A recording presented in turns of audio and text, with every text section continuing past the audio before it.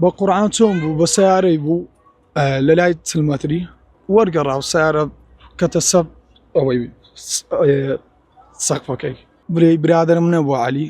خزمە بێجگە لە خزمایەتیەکەش برایەک بووە لە بۆ من یعنی هەر شتێکمان پێویست بایە پێکەوە دەمان کرد هەر دەردە دڵیەکە بایە هەر خۆشیێک بایە هەر ناخۆشیێک بایە هەر پێکەوە بووین ڕۆژی پێنجشەمێ دەوروبەری سەعات 9:30 لە هاتە دەرێ چوینە کافتریایەکی دانیشتین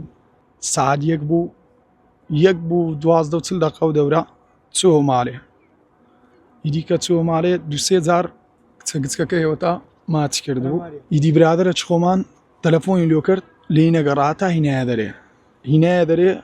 ئیدی تووشی ئەو ڕووداوەی بوون بە قورعان چۆن بوو بە سیارەی بوو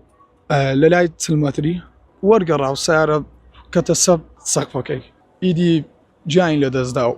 تقریبا 20 دقیقە لە عاردی کەت بوو کەسەڵی نەگرتبەوە ئەوەندە ملەتەش چاکن کەسەک نەبوالی بگریتەوە